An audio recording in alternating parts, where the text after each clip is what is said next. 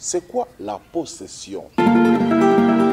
Être possédé veut dire tout simplement qu'un esprit mauvais, un esprit impur ou un démon est venu habiter dans votre corps. Non seulement il vient habiter dans votre corps, il va fusionner avec votre esprit. Une personne ayant le Saint-Esprit en elle ne peut pas être possédée. Parce que le Saint-Esprit ne peut pas cohabiter avec un démon. Il va prendre le contrôle de votre esprit, de votre corps, de votre âme aussi. C'est-à-dire, un mauvais esprit, un esprit impur ou un esprit malin rentre en vous et prend le contrôle.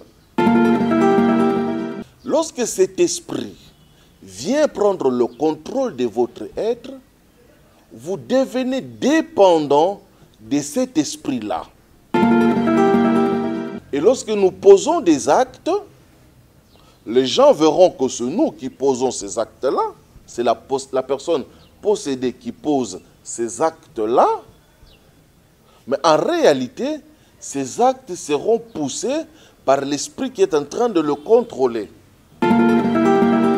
Parce que lorsque les démons ou l'esprit impur ou maléfique viennent s'installer en vous, il prend contrôle de vos facultés, de vos capacités, de votre volonté. Vous savez, de toutes les créatures que Dieu a créées, l'homme est celui qui possède une force de volonté. Mais lorsque l'esprit maléfique, l'esprit démoniaque, vient prendre contrôle de votre être, vous serez incapable de décider de vous-même parce qu'il va avoir la capacité de contrôler votre volonté. En d'autres termes, qu'est-ce que ces gens veulent dire? La sorcellerie, c'est une capacité. Et ça, ensemble, il y a une connaissance. Oyo mutu, oyo azana œil ouvert, akoki ko acquérir nakati na monde oyo. Ensemble, il y a une pratique. Ensemble, il y a une maîtrise, il y a une énergie, il y a une force, il y a un esprit, il y a une entité. Oyo mutu aza ko acquérir, aza ko gérer, ko dominer, ko utiliser. Shalom, bonjour, bonsoir, bon après-midi. Ça dépendra de quelle heure cette émission va vous trouver, va vous croiser. Mon souhait le plus ardent est que cette émission vous trouve en bonne santé. Et que si Jésus-Christ ne revenait pas demain ou après-demain, que nous continuions encore à partager. Vous nous excuseriez pour ces longs moments de silence. Nous étions pris ça et là par des travaux, par des choses à faire. Et cela fait que nous avons été absents. Et merci beaucoup pour vos appels, pour vos encouragements, pour vos dérangements, que nous puissions faire de nouvelles émissions. Et cela nous touche énormément de savoir que vous prenez soin de nous, entre guillemets, d'une manière. Nous vous aimons, vous nous aimez. C'est une très bonne chose. Nous serons toujours là pour vous. Et le Seigneur nous aidera toujours et constamment. C'est pourquoi je vous dirai encore shalom, la paix du Christ dans vos maisons, dans vos lieux de travail, de partout où vous êtes. Que Dieu vous garde. Je suis très très heureux. Abonnez-vous, activez la cloche de notification, partagez encore comme vous le faites, poussons encore un peu plus loin. Que Dieu vous bénisse abondamment. Elle est faite pour vous cette chaîne parce que nous disons rien de ce qui est caché ne vous sera étrange. Tout vous serait enseigné et ça serait à vous de prendre les décisions qu'il faudrait pour la suite de votre vie.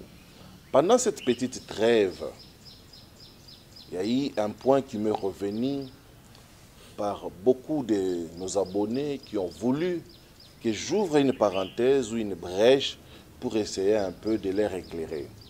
C'est que je parle un peu plus sur la possession. J'avais parlé sur l'envoûtement. Beaucoup m'ont dérangé pour dire, est-ce que vous ne pourriez pas nous donner quand même une idée, un aperçu général sur la possession démoniaque. Donc voilà pourquoi aujourd'hui, pendant quelques minutes, je le dis encore, toutes les émissions que vous me voyez déposer, je vais revenir, le creuser en profondeur, détailler certaines choses pour que vous ayez suffisamment assez de connaissances, que vous soyez outillés et la décision finale vous reviendrait à vous. La possession démoniaque. Dans l'une des émissions, j'aurais demandé est-ce qu'un chrétien peut-il être possédé? D'emblée, au jour d'aujourd'hui, je réponds encore en disant non. Une personne ayant le Saint-Esprit en elle ne peut pas être possédée. Parce que le Saint-Esprit ne peut pas cohabiter avec un démon. C'est quoi la possession?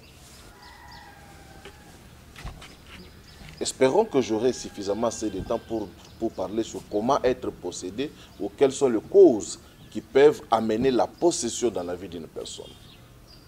La possession, être possédé, veut dire tout simplement qu'un esprit mauvais, un esprit impur ou un démon est venu habiter dans votre corps. Non seulement il vient habiter dans votre corps, il va fusionner avec votre esprit.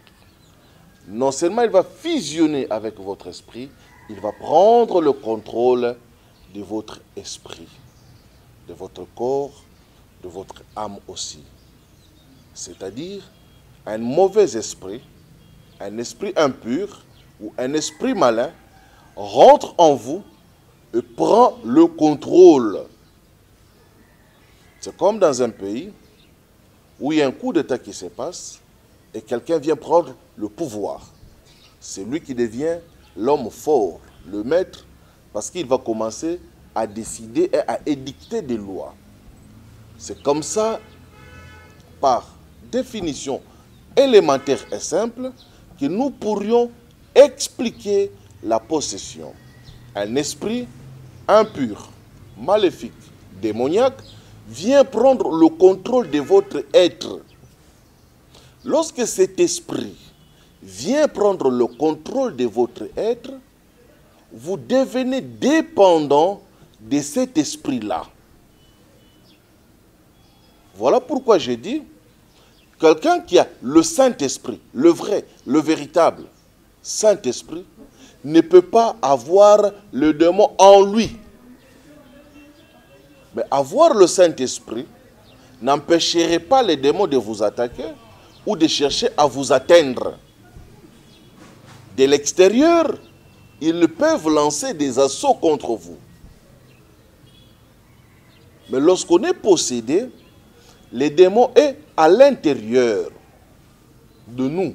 C'est-à-dire, il prend contrôle de notre vie, de notre existence et de notre être. Il prend le contrôle de notre corps. Et lorsque nous posons des actes, les gens verront que c'est nous qui posons ces actes-là. C'est la personne possédée qui pose ces actes-là. Mais en réalité, ces actes seront poussés par l'esprit qui est en train de le contrôler. Parce que lorsque les démons ou l'esprit impur ou maléfique viennent s'installer en vous, il prend contrôle de vos facultés, de vos capacités, de votre volonté. Vous savez, de toutes les créatures que Dieu a créées, l'homme est celui qui possède une force de volonté. Et Dieu lui a donné cette autonomie de décider, le libre arbitre. L'homme peut dire à Dieu non, et Dieu ne violerait pas cela. Les autres créatures existantes sont incapables de regarder Dieu en face et de lui dire non. Dieu a donné à l'homme le choix de choisir ce qu'il veut faire de sa vie, de sa spiritualité. Et les grands pouvoirs qui se trouvent en nous, c'est cette force de volonté. Voilà pourquoi certains spirituels ont compris et ont résumé un adage en disant « vouloir, c'est pouvoir ». Effectivement, il y a la suite de cette phrase-là. Lorsqu'on a la volonté, on peut faire cela. On a le pouvoir. Mais lorsque l'esprit maléfique, l'esprit démoniaque, vient prendre contrôle de votre être, vous serez incapable de décider de vous-même parce qu'il va avoir la capacité de contrôler votre volonté. Et les actes ainsi que les actions qui s'en suivront ne seront pas faites par votre propre esprit. C'est lui qui influencerait, c'est lui qui passerait aux commandes et il fera les choses par rapport à sa nature à lui. Voilà un peu, en quelques lignes, c'est quoi la possession. Je voudrais d'emblée établir en disant, il y a des possessions totales et des possessions partielles. C'est-à-dire, un esprit peut vous posséder totalement et complètement. Un esprit peut vous posséder partiellement. Je pourrais ajouter notre troisième forme de possession. Ce sont des possessions temporaires. Lorsque l'esprit vous possède totalement, c'est-à-dire, il fait de votre corps sa demeure. Votre corps devient son adresse. N'oubliez pas, je vous ai dit dans l'une des émissions que les esprits sont friands de notre monde matériel et surtout du sang rouge qui circule en nous. Lorsqu'ils ont la chance de venir posséder un corps, ils se sentent heureux pour manifester parce que lorsque un esprit, ça ne va pas passer dans le milieu chrétien, lorsque un esprit fusionne avec un corps physique, il y a la puissance qui dédouble, qui triple, qui quadruple ou qui quintuple. Mais lorsque les deux entités, le corps physique et l'esprit, sont séparés, chacun garde les potentiels à une manière, à une résonance. Mais lorsque l'esprit vient fusionner avec le corps, il y a une puissance qui monte. Et les esprits le savent. Et lorsqu'il peut ajouter à cela la capacité de contrôler une volonté, c'est terminé. Voilà pourquoi, lors de la délivrance de certaines possessions, les choses deviennent difficiles et compliquées. Parce que l'esprit va fusionner avec le vôtre et de telle en sorte qu'il y aurait du mal de faire séparation entre votre volonté et ce que l'esprit a ramené en vous. Il faut être spécialiste de délivrance pour faire ce genre de choses. La possession, lorsqu'elle est totale, elle est dangereuse. Et l'esprit, pour mieux se sentir, afin de permettre à ce que la personne ne puisse pas le chasser, l'esprit crée un désordre psychologique dans la tête de la personne. Et souvent, ceux qui sont possédés totalement finissent dans la folie ou finissent par la démence.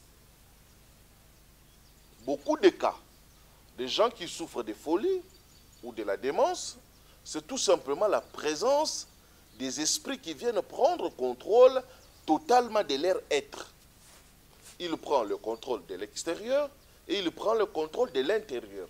Il gère vos émotions, vos sentiments, il gère vos caractères, vos habitudes, votre comportement, votre raisonnement, votre volonté, votre intelligence. Il va prendre toutes les facultés, il va les gérer.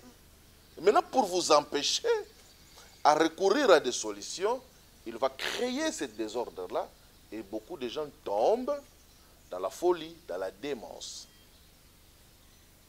Lorsqu'on tombe dans ce niveau-là, on est déjà dans la folie ou dans la démence, il vous serait difficile d'avoir conscience. Et la grande partie de la délivrance dépend de la conscience et des décisions qu'une personne peut faire. C'est pourquoi une délivrance est facile lorsque la personne vous donne l'accès. Lorsque la personne accepte de se faire délivrer. Mais lorsque la personne ne vous donne pas les clés, c'est-à-dire l'accès, dire oui. Lorsque par exemple on dit à quelqu'un, reçois le Seigneur Jésus-Christ comme ton Seigneur et ton Sauveur, il doit dire oui, je le reçois. En disant oui, je le reçois, il ouvre la porte. Il ouvre, il donne l'accès, il donne la clé, les codes de sa vie, il les déverrouille. Et le Seigneur va rentrer. S'il dit je ne le reçois pas, le Seigneur ne va pas venir cambrioler son cœur. Le Seigneur va rester. L'apôtre Jean le dit dans l'Apocalypse, je me tiens à la porte, je frappe. Quiconque entend ma voix ouvrira, j'entrerai. Mais si vous n'ouvrez pas, il n'entrerait pas. Donc une grande délivrance, une bonne délivrance, c'est fait lorsque la personne est consciente, lorsque la personne accepte. Mais le démon étant un malin, sait pertinemment que, puisque j'ai pris possession de ce corps, je possède ce corps, il va éteindre la force de la volonté de la personne. C'est pourquoi il crée souvent des folies. Et lorsqu'on est dans cet état, on ne peut pas décider, on n'est pas conscient même de ce que l'on est en train de vivre. Mais puisque vous allez remarquer, puisque l'esprit de l'homme est tellement puissant, tellement fort, quelle que soit la folie qu'une personne peut avoir, il lui reste un brin de souvenir dans sa pensée. C'est pourquoi certains fous sont capables de reconnaître l'adresse de leur maison. Certains fous sont capables de reconnaître certaines personnes de leur famille. Ce sont des choses qui démontrent à suffisance que, quelle que soit la force des esprits, l'esprit de l'homme a toujours une prédominance. N'oubliez pas, l'esprit de l'homme contient en lui l'étincelle divine. Lorsque l'esprit vient prendre possession de votre corps, il commence à agir, à travailler au travers de vous. Les gens verront les actes, les actions que c'était vous qui les posez. En réalité, c'est lui. Il va chercher à vous déconnecter, c'est-à-dire à court-circuiter votre cerveau, à vous faire disjoncter pour que vous n'ayez pas la volonté, le pouvoir de la décision, de décider sur le sort de votre vie. À ce moment-là, ça devient difficile. Il faudrait des hommes forts spirituellement qui ne vont pas passer par qui es-tu. Toi, c'est qui? Que veux-tu? Qui vont prendre l'autorité totale. Vous allez voir le fou de Gadara. Lorsque le Christ le croise, le Christ pose la question, quel est ton nom? Il dit, nous sommes plusieurs. Le Christ ne va pas chercher à entrer en détail, il va s'élever en autorité, en pouvoir. Ici, là, je n'entre pas dans des explications parce que la théologie va me rattraper et ça risquerait d'ouvrir un débat ici avec les hommes de Dieu. Et voilà. Et le Christ va prendre l'autorité en leur disant, écoutez, partez dans les pourceaux qui sont là. Et ils vont sortir de ce corps, ils vont rentrer dans les 2000 pourceaux, ils vont partir. Et la personne va être libérée. Il y a un exemple dans la Bible, lorsque vous êtes lecteur de la Bible, vous allez voir que le Christ a fait une délivrance. Après avoir fait cette délivrance, la personne semblait être morte. Tellement que la délivrance était forte, la personne semblait être morte. Mettez-moi la référence dans le commentaire. On va la réveiller, le Christ va demander à ce qu'on lui donne de la nourriture, que la personne mange. Parce qu'il y a certaines délivrances qui font perdre de l'énergie. Lorsque l'esprit quitte, il quitte avec une certaine puissance, avec une certaine énergie. De telle sorte que la personne semble mourir. Pourquoi? Parce que l'esprit, lorsqu'il vient, il fusionne. Il faut une précision chirurgicale spirituelle pour départager ces esprits. Voilà pourquoi je vous regarde droit en vous disant, on peut faire une délivrance d'une personne possédée, certains séquelles vont commencer à demeurer. Pourquoi? Parce que la possession touche l'intellect de la personne, touche aussi son cerveau. Vous allez voir, remarquez-en, les personnes qui ont souffert de folie, qui ont fait des crises de folie, même s'ils sont guéris ou ils ont été délivrés, même s'ils ont été guéris ou ils ont été délivrés, ces personnes ont parfois un regard, lorsqu'ils vous regardent, vous avez peur.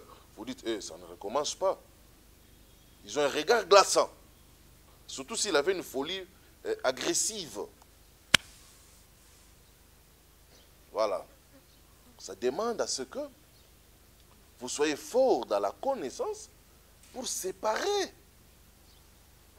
Lorsque vous séparez, l'esprit va quitter avec une telle force que la personne, si vous n'êtes pas conscient dans la spiritualité, vous perdez la personne.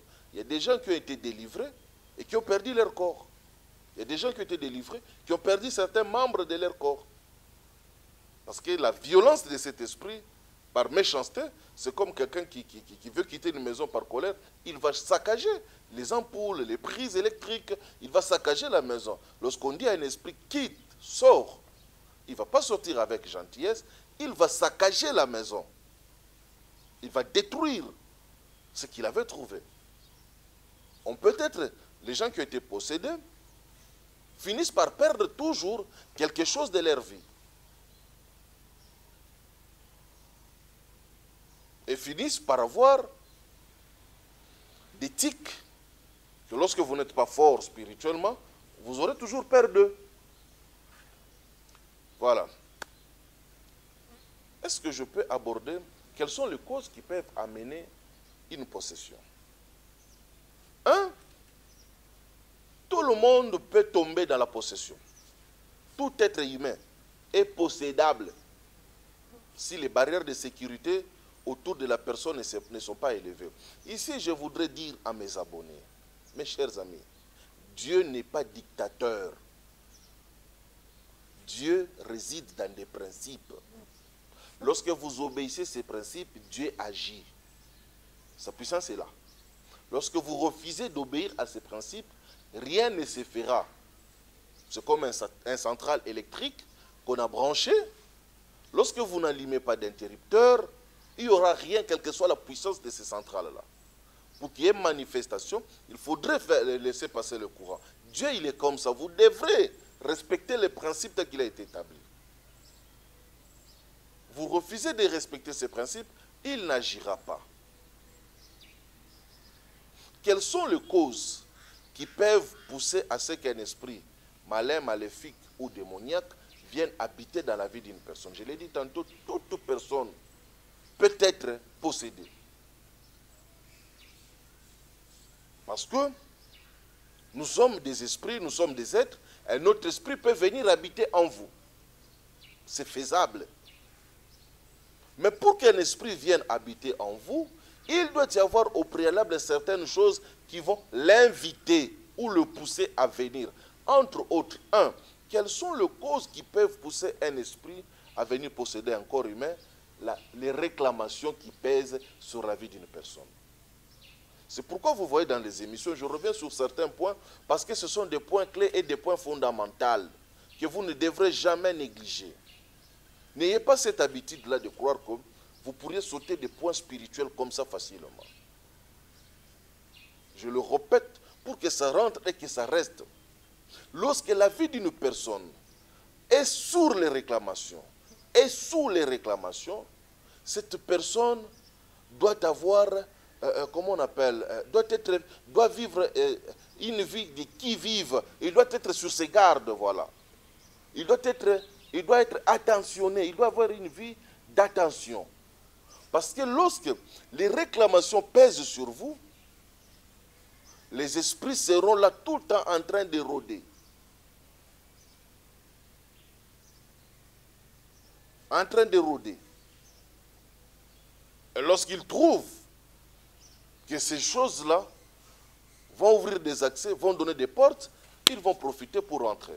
C'est pourquoi vous ne pourriez pas aller plus loin dans la spiritualité si vous ne traitez pas les réclamations qui pèsent sur vous. Si vous ne gérez pas, vous ne finissez pas, vous ne réglez pas les réclamations qui pèsent sur vous. Lorsque Dieu appelle Gédéon, il lui dit, tu vas délivrer Israël, tu vas faire ceci, tu vas faire cela. Dieu va parler à Gédéon convenablement. Livre de Juges, chapitre 6e. Gédéon va être révolté dans son esprit. Un grand prophète, Dieu lui a parlé, Dieu lui a donné un message. Il va retenir même l'ange de l'Éternel. Il va lui dire, arrête-toi ici, attends-moi ici. Il va courir dans sa maison, il va rapporter une offrande, il va déposer, l'ange va faire un sacerdoce et l'offrande va être agréée. verset 25 de ce même chapitre, après qu'il ait reçu l'appel, après qu'il ait reçu la confirmation de l'ange, qu'il ait posé ses offrandes, qu'il ait reçu tout ce qu'il avait comme directive, au milieu de la nuit, Dieu va lui dire, détruis l'autel de ton père, l'autel de Baal de ton père qui est dans ta maison. Parce que si tu t'en vas en guerre, sans détruire l'autel, les gens que tu pars affronter, ce sont les adorateurs de Baal. Tu ne peux pas aller combattre Baal en ayant en substance le résiduel de Baal en toi. Commence par détruire la divinité de Baal de ton père, renverse cet autel, rebaptise à la place un nouvel autel, tu peux aller en guerre. Beaucoup de gens sont allés en guerre sans avoir eu le temps de finir les réclamations qui pèsent sur eux. Parce qu'en allant affronter Baal qui était de l'autre côté, lui qui avait l'autel de Baal dans la maison de son père, ils allaient fusionner, les réclamer facilement et Dieu allait les laisser. Tu ne peux pas t'élever, commencer à crier grandement en faisant des délivrances, ça et là, au moment où tu n'as pas fini de traiter les autels qui sont dans ta famille. Lorsqu'une réclamation pèse sur toi, commence par te battre à anéantir cette réclamation-là avant d'aller dans les combats spirituels. Ne soyez pas pressés dans votre marche spirituelle, ne soyez pas pressés dans la besogne. Mes chers amis, étape par étape. Ne soyez pas pressés. Voyez, vous allez être conscient de beaucoup de cas qui ont été faits, de beaucoup de problèmes qui se retrouvent au jour d'aujourd'hui. Pourquoi? Parce que les gens n'ont pas eu le temps de traiter les fondements, les racines de leur vie. Lorsque la réclamation pèse sur vous, vous devrez être vigilant. C'est une occasion, c'est une porte énorme qui peut s'ouvrir dans une vie et chercher à ce que les démons rentrent et c'est terminé pour vous. Vous êtes mal barré. La deuxième, je ne finirai pas, effectivement, il y aura une suite à cette émission. La deuxième cause qui peut pousser les esprits à venir prendre possession de vous serait tout simplement les alliances que vous allez faire ou les alliances que vos parents ont fait. Je vais laisser les alliances des parents que les parents ont posées pour une suite de notre émission, mais je vais parler des alliances que vous êtes capables de faire vous-même. Dieu n'aime pas que lorsqu'on le connaît, qu'on le sert, que nous mettions nos pieds dans des maisons de fétiches, des pratiques occultes et ainsi de suite. Les gens qui partent, qui ont mis pied dans des maisons de marabouts, dans des maisons de féticheurs, laissez-moi vous dire, en vous regardant droit dans les yeux, vos portes sont ouvertes. Vous êtes susceptibles de faire entrer les démons en vous, peut-être ils sont là. N'oubliez pas et retenez-les. Un démon peut rentrer en vous et dormir et faire semblant de vous laisser. Il peut vous laisser 10 ans, ils sont patients. Et venir se manifester plus tard. Pourquoi? Pour que vous ne puissiez pas le relier à votre passé, à votre histoire. Donc lorsque vous avez mis vos pieds dans des maisons, chez des marabouts, chez des féticheurs, toutes les portes de votre vie ont été ouvertes et un esprit est entré. Les causes, je peux en développer dans une prochaine émission. Je parlerai sur les manifestations ici.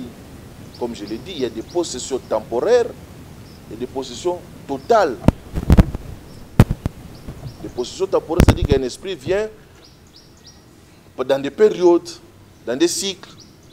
Il ne vous prend pas toute la journée ou tout le temps. Il peut vous laisser 1 an, 2 ans. Après, il revient ici. Il dit, c'est chez lui. Donc le sujet, il est vaste. Le sujet, il est grand.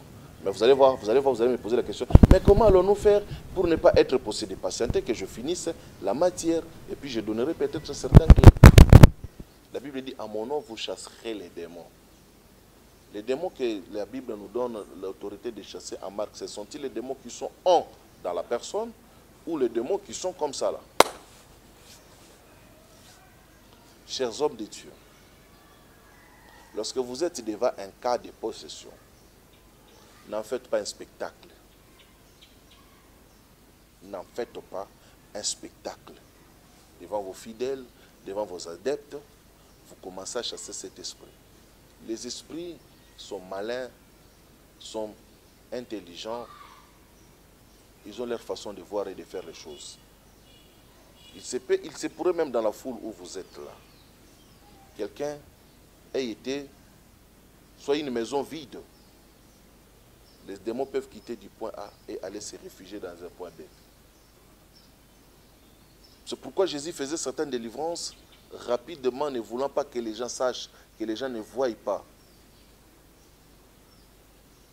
La délivrance, surtout des cas de possession ou des cas de possédés, ne doit pas être un spectacle, mes chers amis.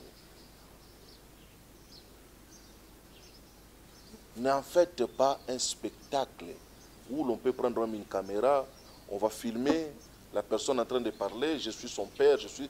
Quand quelqu'un dit je suis son père, je suis son oncle, je suis son grand-père, c'est une possession d'un esprit humain dans un esprit humain. Ce n'est pas des possessions démoniaques. Beaucoup de ce que nous voyons dans nos églises, ce sont des possessions des esprits humains qui viennent posséder d'autres humains. Ce n'est pas des possessions démoniaques. Parce que lorsqu'il commence à dire je suis ton père, je suis ton oncle, je suis ta grande sœur, je suis ton parent, ce n'est pas un démon ça. Et là encore, il faut du tact. Parce que lorsqu'un père, j'en reviendrai dans des autres émissions, lorsqu'un esprit humain vient posséder un autre corps humain, ce corps d'origine, c'est là où je parlerai des possessions temporaires. Si ton père vient te posséder, il est en vie, ta mère est vivante et que son esprit parle en toi, vous n'allez pas avoir une possession toujours. C'est une possession temporaire parce que son esprit doit aussi rester dans son corps pour maintenir son corps. Que Dieu vous bénisse sur cette grande émission sur la possession. Je comprends pourquoi vous avez réclamé, parce qu'il y a de la matière là-dedans. Prenez quand même ceci, prenez note comme vous le faites, partagez, afin que vous compreniez, refusez qu'on vous fasse des délivrances publiques. Refusez-les. Et une délivrance publique, moi je dis, ça ne donnerait aucune suite, parce que les démons, vous devrez les suivre avec tact, pour savoir lorsqu'il quitte, où est-ce qu'il va. Un esprit, lorsqu'il sort d'un corps humain, il s'en va chercher cet autre esprit plus méchant que lui, ils vont venir habiter. Donc la délivrance, vous demanderez, vous exigerez le contrôle, la surveillance de ce que vous êtes en train de faire. Nous allons nous revoir si Jésus-Christ ne revenait pas pour la suite de cette émission. Je vais faire une session spéciale septembre à décembre pour le col. Ceux qui sont déjà dans mon école continuent, ils savent comment est-ce qu'ils sont rentrés. Mais là, comment on va entrer, j'avais dit, attendez septembre. Je vais avoir une session qui va commencer bientôt là, de septembre à décembre. Effectivement, ici, là, dans cette session, je vais mettre les prix, ça sera payant. Inbox, vous m'écrivez. Si vous êtes intéressé, je vais ouvrir un groupe WhatsApp dans lequel je vais commencer à déposer les enseignements. Parce que tout ne peut pas être dit dans les réseaux sociaux. Non. Mais ça sera payant, avec un bon prix, un très grand prix. Parce que je ne veux pas voir tout le monde. Je vais mettre un très très très grand prix pour que j'aie même des disciples. Parce que je ne saurais pas voir 100, 500 000 élèves, je ne saurais pas les suivre. Je voudrais voir 5, 10, 15, 20, 30 à la limite. Et savoir comment je vais les suivre calmement, calmement, étape par étape, point par point. C'est pourquoi je ne sais ce que dire. Lorsque vous rentrez en contact avec moi, la seule chose que vous devrez tuer dans votre vie, c'est la précipitation. Ne soyez jamais pressé avec moi. Vous êtes pressé avec moi, la porte elle est grandement ouverte. Parce que dans le domaine de l'esprit, j'aime prendre mon temps de bien prendre possession, contrôle de la zone et de savoir qu'est-ce qu'il faut faire, qu'est-ce qu'il ne faut pas faire. Je ne fais pas du spectacle, je ne fais pas du végétariat, je ne suis pas une star. Je vais juste vous aider. Donc la session va s'ouvrir dans ce mois de septembre. Ouvrez, payez votre droit de participation. je vous mets. Lorsque je verrai jusqu'à décembre que vous avez été docile, vous avez été ponctuel, vous avez bien suivi le cours, je vous prendrai après le mois de décembre gratuitement. Je vous mettrai dans mon école, là où je continue à former les autres.